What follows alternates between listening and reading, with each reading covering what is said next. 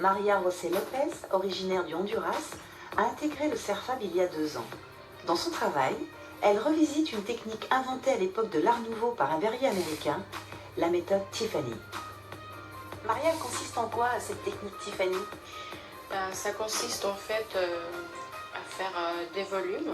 Donc pour ça, on va placer les pièces déjà enrobées en robin de cuivre et sur le support, et puis après on va mettre un petit peu de décapant pour ensuite faire la soudure avec des laitons.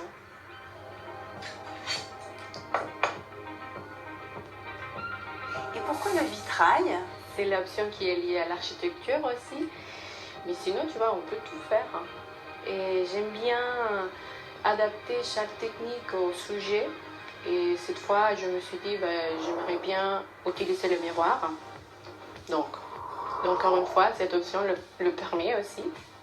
L'Art Nouveau, c'est vraiment un support de travail permanent, même encore à l'heure actuelle? Alors, ce qu'il y a, c'est qu'ici, dans le cadre du travail de Maria, c'est principalement une technique qui a été développée à la période de l'Art Nouveau et qui a permis d'ouvrir le champ des possibles, notamment dans le domaine du luminaire.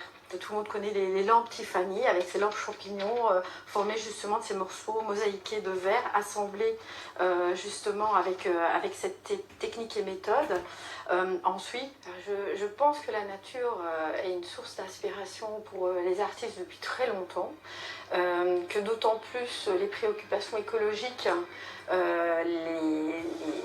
leur donnent envie aussi de faire part de leurs craintes, de leurs réflexions autour de cette perte peut-être de nature et ces problématiques écologiques. C'est vrai que l'Art Nouveau et les thématiques autour de la nature, eh bien, on la retrouve régulièrement dans les créations de nos jeunes élèves.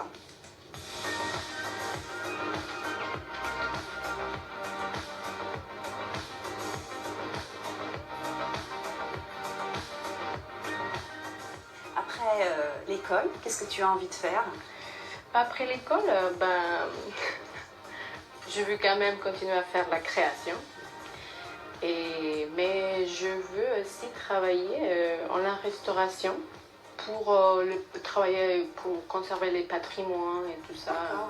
Moi je trouve ça pour moi c'est comme toucher l'histoire. Avec Anne, on doit étudier et lire l'histoire, mais quand on fait la restauration, on touche l'histoire. Oui. Vous êtes beaucoup à pratiquer ce métier dans ton pays? Il y a juste une artiste qui s'appelle Regina Aguilar, et d'ailleurs je travaillais avec elle. Et c'est là que ma